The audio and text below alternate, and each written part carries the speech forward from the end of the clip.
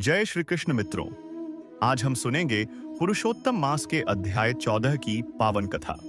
कहा गया है कि इस कथा को सुनने और सुनाने वाले दोनों को पुण्य की प्राप्ति होती है। भक्तों, पद्म पुराण में वर्णित पुरुषोत्तम मास महात्म्य का एक अत्यंत पवित्र प्रसंग आता है। यह प्रसंग भगवान श्री कृष्ण, माता लक्ष्मी और देवर्षि नारद के संवाद से जुड़ा हुआ है। यही कारण है कि सनातन परंपरा में पुरुषोत्तम मास की कथा को केवल व्रत कथा नहीं, स्वयं भगवान पुरुषोत्तम की कृपा प्राप्त करने का माध्यम माना गया है। एक समय वैकुंठ धाम में भगवान श्री हरि विराजमान थे। चारों ओर दिव्य प्रकाश फैला हुआ था और देवगण उनकी स्तुति कर रहे थे। उसी समय माता लक्ष्मी भगवान के चरणों में बैठकर धर्म, भक्ति और कलयुग के जीवों के कल्याण का उपाय पूछने लगी। माता लक्ष्मी ने कहा, प्रभु, कलयुग के मनुष्य अनेक प्रकार के दुखों से घिरे हुए हैं। उनके जीवन में कलह, दरिद्रता, रोग और मानसिक अशांति है। ऐसे में कौन सा उपाय उन्हें आपकी कृपा का पात्र बना सकता है? भगवान श्री हरि बोले, देवी, जब पुरुषोत्तम मास आता है तब वह सभी महीनों में श्रेष्ठ हो जाता है, क्योंकि यह मेरा प्रिय मास है।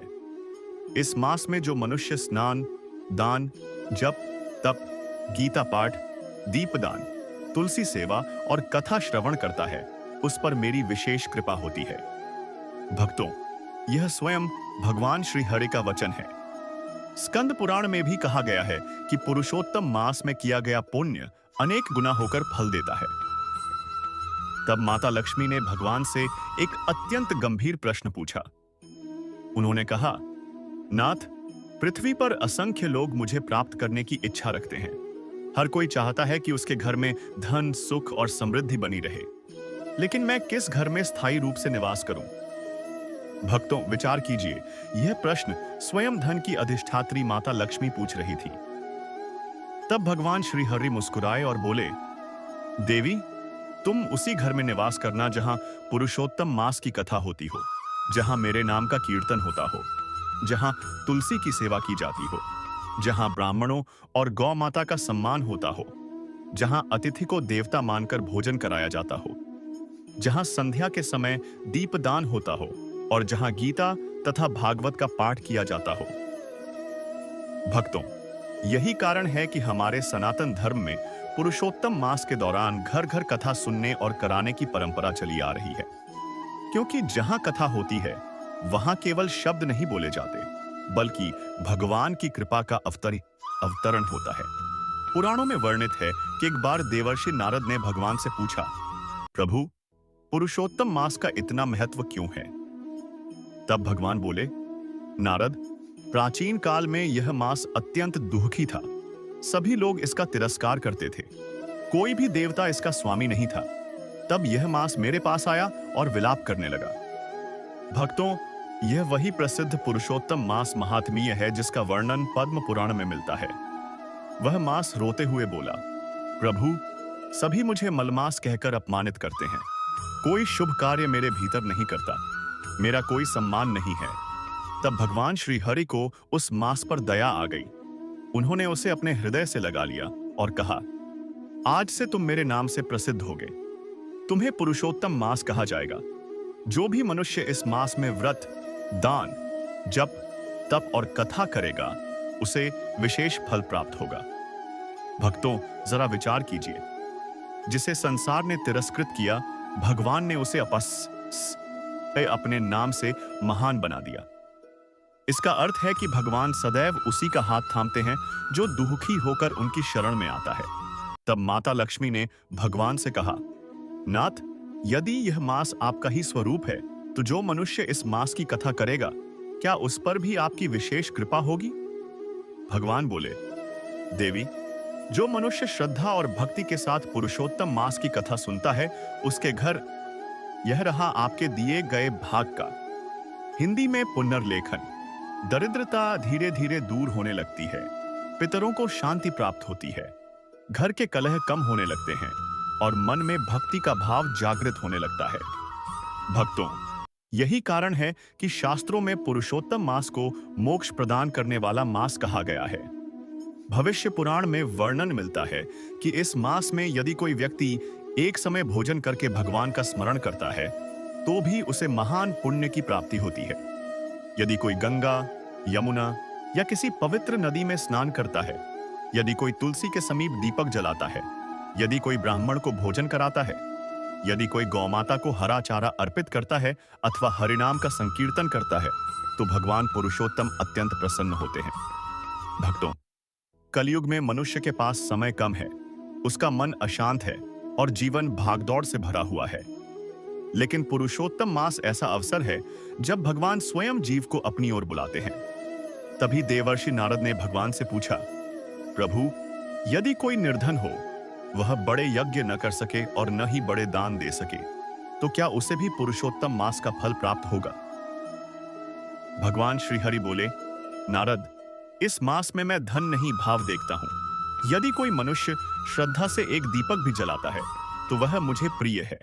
भक्तों, यही सनातन धर्म का सबसे बड़ा सत्य है।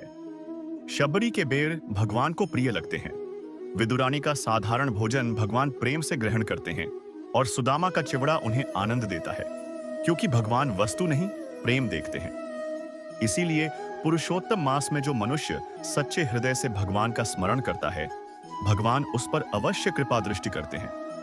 माता लक्ष्मी यह सब सुन रही थी। तब उन्होंने भगवान से कहा, नाथ, अब मैं समझ गई हूं कि मुझे किस घर में निवास करना चाहिए। मैं उसी घर में निवास करूंगी जहां पुरुषोत्तम मास की कथा श्रद्धा के साथ होती हो, जहां आपका नाम लिया जाता हो और जहां धर्म तथा भक्ति का वास हो। भक्तों, यही कारण है कि प्राचीन काल से संत महात्मा कहते आए हैं कि जिस घर में पुरुषोत्तम मास की कथा होती है, वहां धीरे धीरे भगवान की कृपा आने लगती है। वहां का वातावरण बदलने लगता है, मन को शांति मिलने लगती है, संतानों में अच्छे संस्कार जागृत होते हैं और पितरों को भी शांति प्राप्त होती है। यदि कोई मनुष्य इस मास में सच्चे मन से पश्चाताप करके भगवान के चरणों में लौट आता है तो पुरुषोत्तम भगवान उसके जीवन की दिशा भी बदल सकते हैं। भक्तों, माता लक्ष्मी के इन वचनों को सुनकर वैकुंठ की सभा आनंद से भर उठी।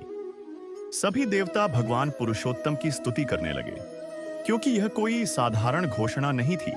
स्वयं माता लक्ष्मी ने यह संकल्प किया था कि वे उसी घर में निवास करेंगी जहां पुरुषोत्तम मास की कथा होगी, जहां भगवान का नाम लिया जाएगा और जहां धर्म का पालन किया जाएगा। तब देवर्षि नारद ने भगवान श्री हरि से कहा, प्रभु, कलयुग का मनुष्य अत्यंत चंचल है। उसका मन बार बार विषयों की ओर भागता है। ऐसे में वह पुरुषोत्तम मास का पालन किस प्रकार करे कि उसे आपकी कृपा प्राप्त हो जाए? भगवान श्री हरि बोले, नारद, कलयुग में सबसे सरल साधन हरिनाम है। जो मनुष्य पुरुषोत्तम मास में श्रद्धा के साथ मेरा नाम लेता है, कथा सुनता है, तुलसी की सेवा करता है, उस पर मैं स्वयं कृपा करने लगता हूं। भक्तों, जरा विचार कीजिए, संसार में मनुष्य सुख की खोज में कितनी दूर तक भटकता है। कोई धन में सुख ढूंढता है, कोई पद में और कोई वैभव में। लेकिन भगवान कहते हैं कि वास्तविक शांति भक्ति में है। स्कंद पुराण में वर्णन मिलता है कि एक बार देवर्षि नारद पृथ्वी पर भ्रमण कर रहे थे। उन्होंने देखा कि पुरुषोत्तम मास आने पर भी अनेक लोग उसके महत्व को नहीं जानते। लोग संसार के कार्यों में इतने व्यस्त हैं कि धीरे धीरे भगवान के नाम से दूर होते जा रहे हैं। यह देखकर नारद जी के हृदय में करुणा जाग उठी। वे तुरंत वैकुंठ धाम पहुंचे और भगवान से बोले, प्रभु, पृथ्वी के लोग अज्ञान के कारण पुरुषोत्तम मास का महत्व नहीं समझते। कृपया ऐसा उपाय बताइए जिससे सामान्य मनुष्य भी आपके प्रिय पुरुषोत्तम मास का फल प्राप्त कर सके। तब भगवान श्री हरि ने अत्यंत करुणा के साथ कहा, नारद, जो मनुष्य पुरुषोत्तम मास में मेरी कथा सुनता है या दूसरों को सुनाता है, वह महान पुण्य का भागी बनता है, क्योंकि कथा सुनने से मन शुद्ध होता है और जब मन शुद्ध होने लगता है तब जीव धीरे धीरे मेरी ओर लौटने लगता है। भक्तों, यही कारण है कि सनातन परंपरा में कथा को केवल एक धार्मिक आयोजन नहीं माना गया है। कथा को भगवान तक पहुंचने का एक पवित्र मार्ग कहा गया है। तब माता लक्ष्मी ने भगवान से पूछा, नाथ, यदि किसी घर में अत्यंत दरिद्रता हो, साधनों का अभाव हो, फिर भी वहां के लोग श्रद्धा के साथ पुरुषोत्तम मास की कथा करें, तो क्या मैं वहां भी जाऊंगी? भगवान मुस्कुराए और बोले, देवी, जहां भक्ति है वहां तुम पहले से ही उपस्थित हो, क्योंकि वास्तविक लक्ष्मी धन नहीं बल्कि संतोष है। भक्तों, यह बहुत बड़ा सत्य है। आज संसार में अनेक लोग धनवान हैं, फिर भी उनके जीवन में शांति नहीं है। बड़े बड़े भवन हैं, लेकिन उनमें प्रेम नहीं है। भोजन की कोई कमी नहीं, परंतु संतोष नहीं है। साधन बहुत हैं, लेकिन भगवान का स्मरण नहीं है। दूसरी ओर एक ऐसा भक्त भी है जिसके पास बहुत कम साधन है, लेकिन उसके हृदय में भगवान का नाम बसा हुआ है, इसलिए उसके भीतर सच्ची शांति विद्यमान रहती है। विष्णु पुराण में कहा गया है कि जिस घर में संध्या के समय दीपक जलाया जाता है और जहां भगवान का स्मरण होता है, वहां दरिद्रता अधिक समय तक नहीं टिकती। इसी कारण पुरुषोत्तम मास में दीपदान का विशेष महत्व बताया गया है। भक्तों, दीपक केवल तेल और बाती से ही नहीं जलता, बल्कि मनुष्य के भीतर भी एक दीपक प्रज्वलित होता है। जब मनुष्य भगवान का नाम लेता है, तब उसके भीतर का अज्ञान धीरे धीरे समाप्त होने लगता है। तब देवर्षि नारद ने भगवान से पूछा, प्रभु, पुरुषोत्तम मास में सबसे श्रेष्ठ दान कौन सा माना गया है? भगवान बोले, नारद, इस मास में अन्नदान, गौसेवा, वस्त्रदान, जलदान और धर्म ग्रंथों का दान अत्यंत पुण्यदायी माना गया। लेकिन जो किसी मनुष्य को भगवान के नाम से जोड़ देता है, उसका पुण्य सबसे महान होता है। भक्तों, जरा विचार कीजिए, यदि किसी भूखे को भोजन मिल जाए तो उसका शरीर तृप्त हो जाता है, लेकिन यदि किसी भटके हुए मनुष्य को भगवान का नाम मिल जाए तो उसका पूरा जीवन बदल सकता है। इसीलिए संत महात्मा गांव-गांव जाकर कथाएं सुनाते थे। वे केवल कथा नहीं, बल्कि लोगों के भीतर सोई हुई भक्ति को जागृत करते थे। भविष्य पुराण में कहा गया है कि पुरुषोत्तम मास में जो मनुष्य एक भी दिन सच्चे मन से भगवान का स्मरण करता है, उसका महान कल्याण होता है। और यदि कोई पूरे पुरुषोत्तम मास में श्रद्धा के साथ नियमों का पालन करे, तो उसके अनेक जन्मों के पाप भी धीरे धीरे क्षीण होने लगते हैं। भक्तों, पुरुषोत्तम मास केवल व्रत रखने का समय नहीं है, बल्कि स्वयं को बदलने का अवसर है। यदि इस मास में मनुष्य क्रोध कम कर दे, असत्य का त्याग कर दे, माता पिता का सम्मान करे, प्राणियों पर दया करे और भोजन से पहले भगवान को भोग अर्पित करे, तो उसका जीवन पवित्र होने लगता है। तब माता लक्ष्मी ने भगवान से कहा, नाथ, पृथ्वी पर लोग मुझे केवल धन के रूप में जानते हैं, लेकिन आज आपने मुझे समझाया है कि जहां धर्म नहीं होता, वहां लक्ष्मी स्थायी रूप से नहीं रहती। भगवान बोले, देवी, जो धन मनुष्य को अहंकारी बना दे, वह लक्ष्मी नहीं, बल्कि उसकी परीक्षा है। वास्तविक लक्ष्मी वही है जो मनुष्य को दानी, विनम्र और धर्मपरायण बने। यही कारण है कि हमारे ऋषि मुनि सदा कहते थे कि जब धन प्राप्त हो तो भगवान का धन्यवाद करो, और जब दुख आए तो भगवान पर विश्वास बनाए रखो, क्योंकि दोनों ही परिस्थितियां मनुष्य की परीक्षा लेती हैं। तब देवर्षि नारद ने हाथ जोड़कर कहा, प्रभु, कृपया यह भी बताइए कि पुरुषोत्तम मास में कौन कौन से कार्य विशेष रूप से करने। भगवान श्री हरि बोले, प्रातःकाल स्नान करके मेरा स्मरण करो, गीता का पाठ करो, तुलसी को जल अर्पित करो, हरिनाम का संकीर्तन करो, संध्या के समय दीपदान करो, गौमाता को भोजन दो, ब्राह्मणों का सम्मान करो और अपनी सामर्थ्य के अनुसार दान करो। भक्तों, जो मनुष्य ऐसा करता है, उसका मन धीरे धीरे निर्मल होने लगता है, और जब मन निर्मल हो जाता है, तभी उसमें भगवान का प्रकाश उतरता है। उसी समय वैकुंठ में हरि बोल का दिव्य घोष गूंजने लगा। देवगण भगवान की स्तुति करने लगे, क्योंकि भगवान स्वयं कलयुग के जीवों के कल्याण का मार्ग बता रहे थे। माता लक्ष्मी भगवान के चरणों को निहार रही थीं। अब उनके मन में कोई संदेह नहीं रहा था। उन्होंने दृढ़ निश्चय कर लिया था कि वे उसी घर में निवास करेंगी जहां पुरुषोत्तम मास की कथा श्रद्धा से सुनी जाएगी, जहां भगवान का नाम प्रेम पूर्वक लिया जाएगा और जहां धर्म को धन से अधिक महत्व दिया जाएगा। भक्तों, यही कारण है कि आज भी संत महात्मा कहते हैं कि पुरुषोत्तम मास में कथा अवश्य सुननी चाहिए, क्योंकि जहां कथा होती है, वहां धीरे धीरे भगवान की कृपा उतरने लगती है। वैकुंठ की उस दिव्य सभा में भगवान श्री हरि के मुख से पुरुषोत्तम मास का महात्म्य सुनकर देवर्षि नारद का हृदय भक्ति से भर गया। उन्हें अनुभव होने लगा कि कलयुग के जीवों के लिए इससे सरल और पवित्र मार्ग दूसरा कोई नहीं है। तब नारद जी ने भगवान से कहा, प्रभु, पृथ्वी पर मनुष्य अनेक प्रकार के दुखों से घिरा हुआ है। कोई रोग से पीड़ित है, कोई संतान के दुख से, कोई दरिद्रता से और कोई मानसिक अशांति से। ऐसे में यदि वह पुरुषोत्तम मास में आपकी शरण में आए तो क्या वास्तव में उसका कल्याण हो सकता है? भगवान श्री हरि बोले, नारद, जो मनुष्य सच्चे हृदय से मेरी शरण में आता है, मैं उसे कभी नहीं त्यागता। पुरुषोत्तम मास तो विशेष रूप से मेरा ही स्वरूप है। इस मास में किया गया छोटा सा पुण्य भी मनुष्य के जीवन की दिशा बदल सकता है। भक्तों, जरा विचार कीजिए, यदि कोई मनुष्य पूरे वर्ष भगवान को याद न करे, लेकिन पुरुषोत्तम मास में सच्चे मन से पश्चाताप करके भगवान के चरणों में लौट आए, तो भी भगवान उसे स्वीकार कर लेते हैं। यही भगवान की असीम करुणा है। पद्म पुराण में वर्णन मिलता है कि इस मास में जो मनुष्य भगवान विष्णु का नाम लेकर दीपदान करता है, उसके घर का अंधकार धीरे धीरे दूर होने लगता है। भक्तों, अंधकार केवल घर में ही नहीं होता, वह मन के भीतर भी होता है। जब मनुष्य लोभ, क्रोध, ईर्ष्या और अहंकार में डूब जाता है, तब उसका मन अज्ञान के अंधकार से भर जाता है।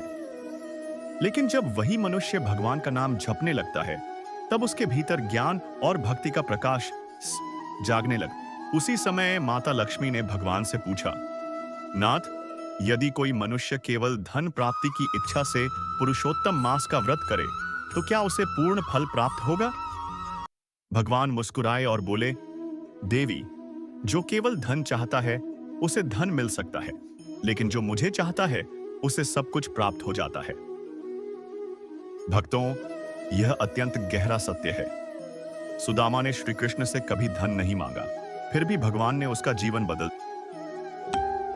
ध्रुव ने पहले राज्य की कामना की थी, लेकिन भगवान के दर्शन के बाद उन्होंने कहा, प्रभु, अब मुझे कुछ नहीं चाहिए। अर्थात जो भगवान तक पहुंच जाता है, उसकी इच्छाएं स्वयं बदलने लगती हैं। इसलिए पुरुषोत्तम मास में केवल मांगना नहीं, बल्कि भगवान से जुड़ना सिखाया गया है। तब देवर्षि नारद ने भगवान से पूछा, प्रभु, पुरुषोत्तम मास में कथा सुनने का इतना महत्व क्यों बताया गया है? भगवान श्री हरि बोले, नारद, कलयुग में मनुष्य का मन अत्यंत चंचल हो गया है। वह शास्त्रों का गहन अध्ययन नहीं कर पाता, इसलिए कथा के माध्यम से धर्म उसके हृदय तक पहुंचता है। भक्तों, यही कारण है कि हमारे ऋषि मुनियों ने कथा परंपरा को जीवित रखा। जब कोई संत कथा सुनाता है, तो वह केवल शब्द नहीं बोलता, बल्कि भगवान की महिमा को श्रोताओं के हृदय में उतार देता है। स्कंद पुराण में कहा गया है कि जहां भगवान की कथा होती है, वहां देवता और स्वयं भगवान अदृश्य रूप से उपस्थित रहते हैं। इसलिए कथा स्थल को तीर्थ के समान माना गया है। भक्तों, यदि किसी घर में प्रतिदिन कलह होता हो, मन अशांत रहता हो, संतान माता पिता का सम्मान न करती हो और उसी घर में भगवान का नाम गूंजने लगे, तो धीरे धीरे वहां का वातावरण बदलने लगता है। यही पुरुषोत्तम मास की कृपा है। तब माता लक्ष्मी ने भगवान से कहा, नाथ, अब मैं समझ गई हूं कि आपने मुझे कथा होने वाले घरों में जाने के लिए क्यों कहा, क्योंकि जहां कथा होती है, वहां मनुष्य का हृदय बदलने लगता है। भगवान बोले, देवी, जब हृदय बदल जाता है, तब भाग्य भी बदलने लगता है। भक्तों, विचार कीजिए, यदि किसी मनुष्य का स्वभाव क्रोध से भरा हो, यदि वह दूसरों को दुहक पहुंचाता हो और उसके भीतर दया का भाव न हो, तो केवल धन आने से क्या लाभ होगा? इसलिए भगवान पहले मन को बदलते हैं और फिर जीवन को। भविष्य पुराण में कहा गया है कि जो मनुष्य पुरुषोत्तम मास में एक समय भोजन करके भगवान का स्मरण करता है और अपनी सामर्थ्य के अनुसार दान देता है, उसके पितर प्रसन्न होते हैं। इसी कारण इस मास में पितृ तर्पण का भी विशेष महत्व बताया गया है। भक्तों, मनुष्य केवल अपने लिए नहीं जीता, उस पर अपने पूर्वजों का भी ऋण होता है। जब वह श्रद्धा से जल अर्पित करता है, दान करता है और भगवान का नाम लेता है, तो उसका पुण्य उसके पितरों तक भी पहुंचता है। तब नारद जी ने पूछा, प्रभु, यदि कोई व्यक्ति पुरुषोत्तम मास का उपहास करे और उसके महत्व को न समझे, तो उसका क्या परिणाम होता? भगवान का स्वर गंभीर हो गया। उन्होंने कहा, नारद, जो अज्ञानवश पुरुषोत्तम मास का अपमान करता है वह अपने ही पुण्यों को क्षीण करता है, क्योंकि यह मेरा प्रिय मास है। भक्तों, यही कारण है कि संत महात्मा सदैव कहते हैं कि पुरुषोत्तम मास को कभी साधारण न समझो। यह वही मास है जिसे भगवान ने अपना नाम प्रदान किया है। जिस प्रकार एक साधारण जीव भगवान की शरण में जाकर महान बन सकता है, उसी प्रकार यह मास भी भगवान की कृपा से पुरुषोत्तम कहलाया। तब माता लक्ष्मी ने हाथ जोड़कर भगवान से कहा, नाथ, मैं प्रण करती हूं कि जहां श्रद्धा से आपकी कथा होगी, जहां तुलसी की सेवा होगी और जहां हरिनाम संकीर्तन होगा, वहीं मैं स्थायी रूप से निवास करूंगी। भक्तों, यह सुनकर सभी देवता जय श्री हरि का घोष करने लगे। वैकुंठ की वह सभा भक्ति और आनंद से भर उठी। उसी समय भगवान श्री हरि ने कलयुग के जीवों के लिए 28वां अंतिम उपदेश दिया। जो मनुष्य पुरुषोत्तम मास में अपने जीवन को धर्म से जोड़ लेता है, उसका जीवन धीरे धीरे पवित्र होने लगता है। जो कथा सुनता है उसका मन शुद्ध होता है। जो हरिनाम का स्मरण करता है, जो हरिनाम का स्मरण करता है, उसके भीतर भक्ति का भाव जागृत होता है। जो दान करता है उसका अहंकार कम होने लगता है। जो गौ सेवा करता है उसके जीवन में करुणा का विकास होता है, और जो तुलसी की सेवा करता है उस पर मेरी विशेष कृपा बनी रहती है। भक्तों, यही कारण है कि पुरुषोत्तम मास को केवल व्रत का मास नहीं, बल्कि भगवान से जुड़ने का मास कहा गया है। जो मनुष्य इस मास में सच्चे मन से भगवान को पुकारता है, पुरुषोत्तम भगवान उसकी पुकार अवश्य सुनते हैं। भगवान श्री हरि के मुख से यह दिव्य उपदेश सुनकर वैकुंठ की सभा भक्ति में डूब गई। देवर्षि नारद के नेत्रों से अश्रुधारा बहने लगी और माता लक्ष्मी का हृदय भी करुणा तथा आनंद से भर उठा, क्योंकि आज स्वयं भगवान ने कलयुग के जीवों के उद्धार का सबसे सरल मार्ग बता दिया था। न बड़े यज्ञों का बोझ, न कठिन तपस्याओं का अभिमान और न ही विशाल वैभव की आवश्यकता। केवल श्रद्धा, भगवान का नाम और पुरुषोत्तम मास की कथा ही पर्याप्त है। भक्तों, जरा विचार कीजिए, कलयुग का मनुष्य कितना व्यस्त हो चुका है। उसके पास समय कम है, चिंताएं अधिक हैं, मन अशांत है और घरों में तनाव बढ़ता जा रहा है। ऐसे समय में भगवान स्वयं कहते हैं, मेरे नाम की ओर लौट आओ। यही पुरुषोत्तम मास का वास्तविक संदेश है। तब देवर्षि नारद ने हाथ जोड़कर भगवान से अंतिम प्रश्न किया, प्रभु, यदि कोई मनुष्य जीवन भर पापों में डूबा रहा हो, उसने कभी धर्म का पालन न किया हो, फिर भी यदि वह पुरुषोत्तम मास में पश्चाताप करके आपकी शरण में आ जाए, तो क्या उसका भी कल्याण हो सकता है? भक्तों, यह प्रश्न केवल नारद जी का नहीं था। यह हर उस मनुष्य का प्रश्न है जो अपने जीवन की गलतियों से दुखी है। भगवान श्री हरि अत्यंत करुणा के साथ बोले, नारद, मेरा द्वार कभी बंद नहीं होता। जो सच्चे मन से मेरी शरण में आता है, मैं उसे स्वीकार कर लेता हूं। पुरुषोत्तम मास तो विशेष रूप से दया और कृपा का मास है। भक्तों, यही कारण है कि हमारे शास्त्र भगवान को पतित पावन कहते हैं। अजामिल ने अंतिम समय में नारायण का नाम लिया। गजेंद्र ने संकट की घड़ी में भगवान को पुकारा और द्रौपदी ने विपत्ति में श्री कृष्ण का स्मरण किया। भगवान तुरंत उनकी सहायता के लिए उपस्थित हो गए।